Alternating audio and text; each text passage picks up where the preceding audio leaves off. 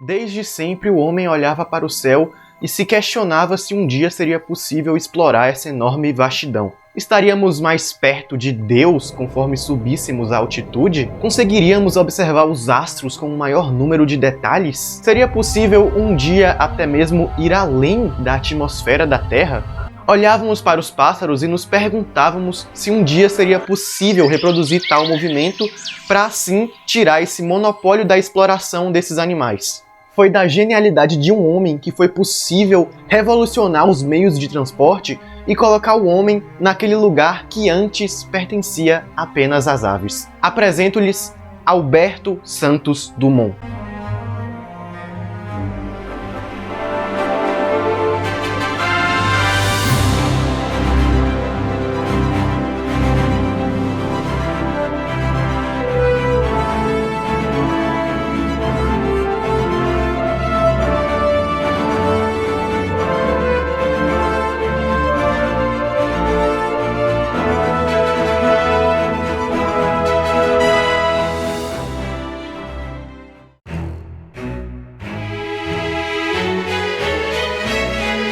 No dia 20 de julho de 1873, o casal Henrique Dumont e Francisca de Paula Santos dava à luz a seu sexto filho em uma pequena cidade de Minas Gerais chamada Cabangu, que fazia parte do município de João Aires. O garoto foi batizado sob o nome de Alberto Santos Dumont. E digamos que ele não nasceu sob uma condição difícil, muito pelo contrário, ele chegou bem perto de nascer em um berço de ouro, já que o seu pai, o Henrique Dumont, era um engenheiro francês e importante plantador de café com fazendas em São Paulo. E a sua mãe, a Francisca de Paula Santos, era filha do condecorado pelo Exército e importantíssimo industrial Francisco de Paula Santos. Pois é, parece que ele não teve muita criatividade na hora de nomear a filha, né?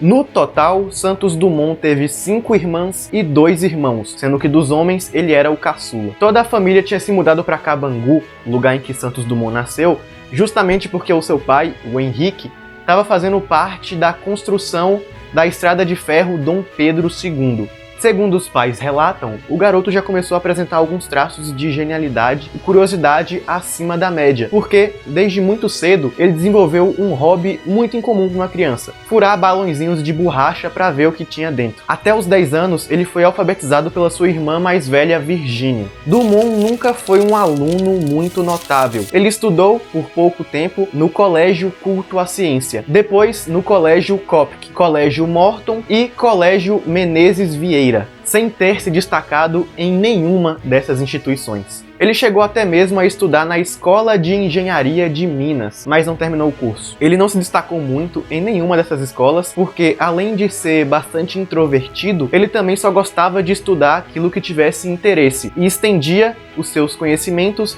na grande biblioteca que seu pai tinha. Foi em um desses livros soltos que ele costumava ler que ele conheceu o autor Júlio Verne, famoso por obras como 20.000 Léguas Submarinas e Viagem ao Centro da Terra, mas principalmente aquelas que mais chamaram a atenção de Dumont: Volta ao Mundo em 80 Dias e Da Terra à Lua. Alberto já demonstrava muito interesse por aviação e mecânica, e foi no ano de 1890 que tudo mudou em sua percepção, pois ele viu pela primeira vez na vida um voo tripulado. Ainda adolescente, Dumont ficou fascinado quando viu o aeronauta Stanley Spencer subir em um balão esférico e descer de paraquedas. Sobre a sua vida no Brasil, morando com os pais, o inventor diz: "Vivi ali uma vida livre, indispensável para formar o temperamento e o gosto pela aventura. Desde a infância, eu tinha uma grande queda por coisas mecânicas e, como todos os que possuem ou pensam possuir uma vocação, eu cultivava a minha com cuidado e paixão. Eu sempre brincava de imaginar e construir pequenos engenhos mecânicos, que me distraíam e me valiam grande consideração na família. Minha maior alegria era me ocupar das instalações mecânicas de meu pai. Esse era o meu departamento, o que me deixava muito orgulhoso."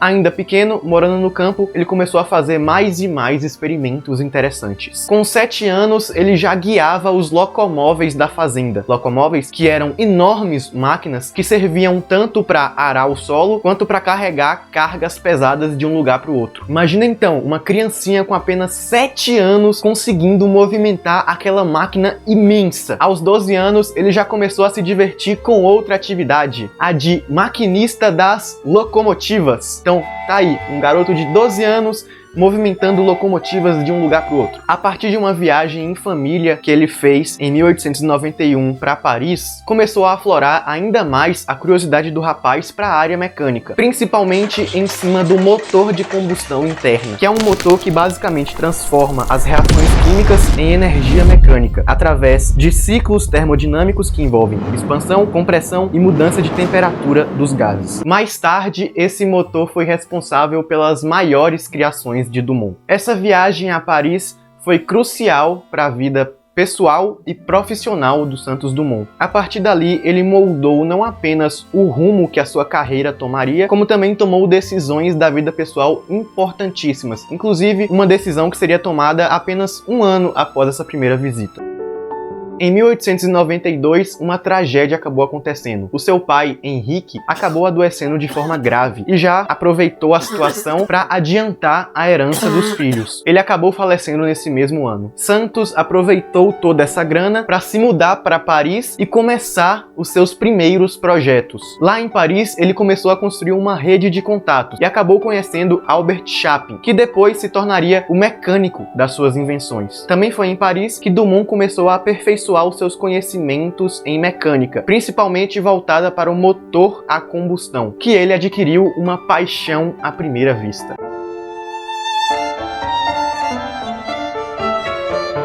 Nesses estudos de Santos Dumont, ele até mesmo chegou a viajar para o Reino Unido em 1894 e ingressou na Merchant Ventures Technical College, uma das faculdades mais importantes da Europa. Mas aí vocês me perguntam, então ele finalmente conseguiu se graduar? E eu respondo, é óbvio que não. Igual a todas as outras escolas e faculdades que ele passou anteriormente, ele não concluiu o curso e largou no meio dos estudos. Ele até mesmo foi descrito da seguinte forma, abre aspas, aluno pouco aplicado, ou melhor, nada estudioso para as teorias, mas de admirável talento prático e mecânico, e, desde aí, revelando-se em tudo de gênio inventivo. Então a parada do Dumont definitivamente não era a teoria, mas sim a prática. Chegamos então na parte interessante, que é quando todas aquelas ideias presentes na cabeça do gênio começam a sair do papel. E eu dou uma chance para vocês tentarem adivinhar qual que foi a primeira invenção dele. Vou dar até uma dica para vocês. Isso voa e faz as pessoas se locomoverem no ar. A resposta não poderia ser outra senão um balão, é claro. Esse primeiro balão era muito simples, até mesmo para os padrões da época. Ele pesava cerca de 15 quilos e era inflado a hidrogênio. Foi no dia 4 de julho de 1898 que esse balão ganhou altura. Mas ele era tão simples, que ele ficava preso em uma corda e dependia totalmente da força dos ventos. Essa primeira invenção foi batizada com o querido nome Brasil. O seu segundo balão já foi uma coisa bem mais robusta, tanto é que ele não só conseguiu participar, como ganhou uma competição no Aeroclube da França, permanecendo com esse balão no ar por 23 horas, um feito muito notável para esse segundo balão, que foi batizado como Amérique, ou seja, o Brasil perdeu para o Amérique até mesmo de forma simbólica. Mas mesmo com esse primeiro sucesso na carreira, uma coisa ainda intrigava muito Dumont e o tiraria muitas noites de sono. Era a questão da dirigibilidade, pois seu maior desejo não era apenas criar máquinas que conseguissem permanecer no ar, mas também criar máquinas boas, potentes e que pudessem ser controladas com precisão enquanto voavam.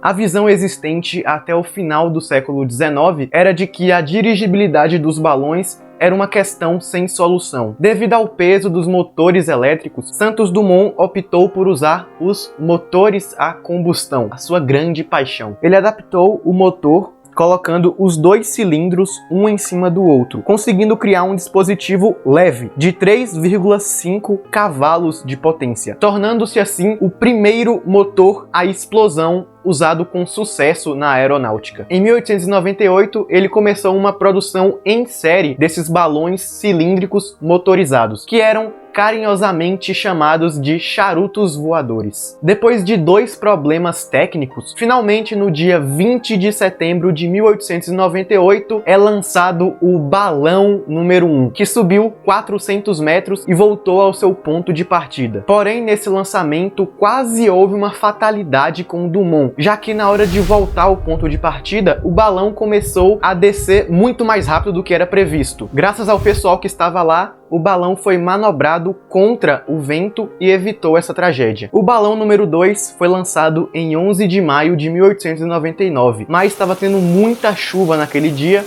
ele acabou ficando preso em uma árvore. Já o balão número 3 foi um verdadeiro sucesso, pois agora ele era inflado a gás de iluminação. E com esse balão, Santos Dumont saiu do Parque de Aeroestação de Vaugirard, contornou a Torre Eiffel, seguiu para o Parque dos Príncipes, depois Campo de Bagatelle e, por fim, Bois de Boulogne. Ele pousou no local exato onde o número 1 havia caído, dessa vez com sucesso. Pouco rancoroso o menino Dumont, né?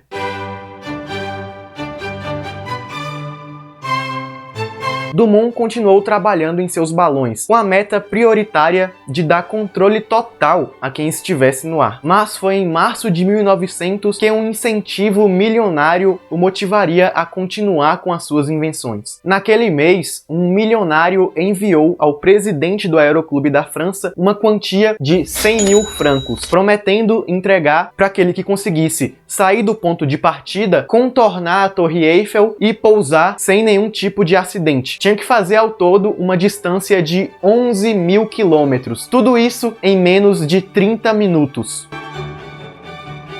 Esse prêmio ficou conhecido como Prêmio Deutsch. Para vocês terem noção, os balões que o Dumont tinha feito até o momento chegavam até no máximo uma velocidade de 4 a 5 metros por segundo. E, no mínimo, ele deveria alcançar 22 quilômetros por hora para alcançar essa meta do Prêmio Deutsch. Dumont então colocou na cabeça que a partir do balão número 4, a velocidade era uma peça-chave. Com isso em mente, ele decidiu então colocar uns pedais, uma hélice e aumentar a potência do motor para 7 cavalos vapor, ou seja, o dobro do seu último balão. Já era um feito impressionante para a época, mas é claro que ele não se contentou com isso. A ambição acabou tomando conta da mente do Dumont. Houve um acidente com o número 4 que acabou cortando os dedos do piloto. Logo em seguida, o número 5 se chocou contra o Hotel Trocadeiro e acabou explodindo o balão. Foram apenas 2 sustos, pois na prática não houve nenhum tipo de acidente grave com as pessoas que estavam envolvidas. Não teve nenhum tipo de fratura ou lesão, mas foram 2 sustos e riscos muito grandes que ele começou a tomar com as suas invenções.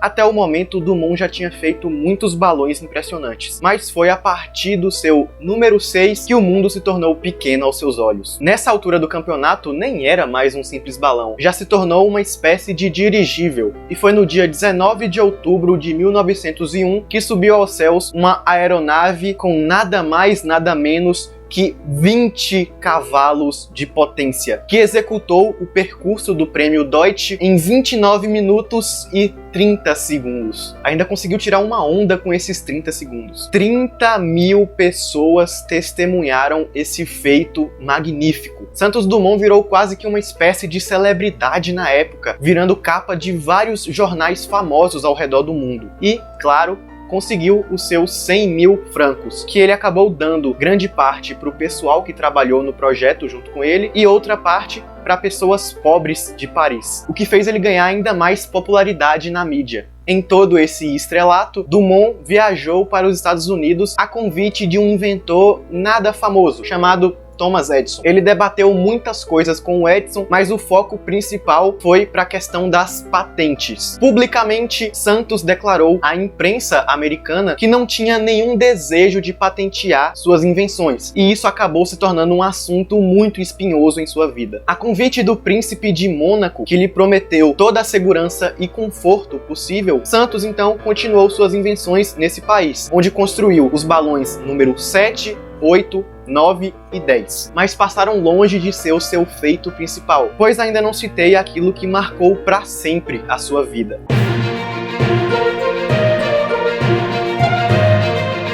Outra premiação apareceu em sua vida com uma meta mais que ambiciosa. Agora era proposto que fosse construído um planador mais pesado que o ar, que conseguisse se locomover por meios próprios, ou seja, sem a ajuda dos ventos, para voar 100 metros de distância sem nenhum acidente. Santos Dumont sabia muito bem que não seria um feito nada fácil, mas usando de toda a sua experiência acumulada ao decorrer dos anos, ele conseguiu colocar toda a sua genialidade em um único veículo, que foi batizado como 14 bis. E no dia 12 de novembro de 1906, ele conseguiu pilotar aquele que ficou reconhecido como o primeiro avião da história, com um motor de nada mais, nada menos que 50 cavalos vapor. Ele conseguiu, a uma altura de 6 metros, voar cerca de 220 metros de distância. Para pousar, ele desligou os motores e foi guiando aos poucos até atingir o chão. Era um feito histórico para o século XX. Pela primeira vez na história, o homem tinha conseguido construir uma máquina que era mais pesada que o ar e que conseguia voar sem nenhum tipo de auxílio dos ventos. Sem contar que haviam milhares de pessoas testemunhando esse feito incrível na história da aviação. O dia 12 de novembro será para sempre lembrado como o dia que Santos Dumont conseguiu colocar o ser humano em um veículo que decola nos céus pela primeira vez na humanidade.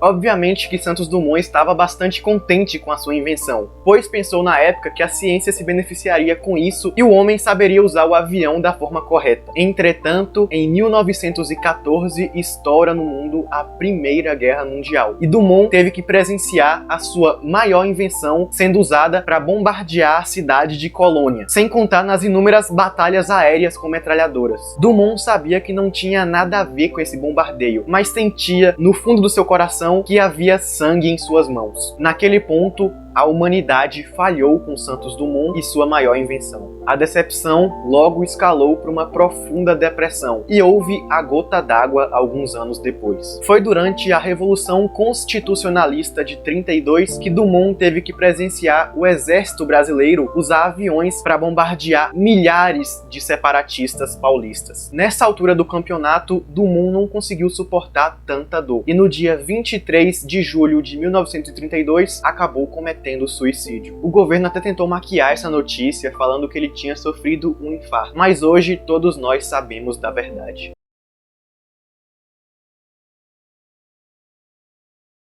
Por céus nunca dantes navegados, essa foi a história da vida e obra de um dos maiores inventores que já vimos. Ele concedeu a genialidade de suas invenções para a humanidade, mas a humanidade acabou falhando com ele. Mas o seu legado estará para sempre entre nós. Espero de coração que vocês tenham gostado desse vídeo e, claro, se gostaram, faço o apelo aqui para vocês deixarem o gostei aqui embaixo, se inscreverem no canal para acompanharem mais histórias como essa e também queria muito que vocês compartilhassem a história desse gênio para mais pessoas. É isso, pessoal.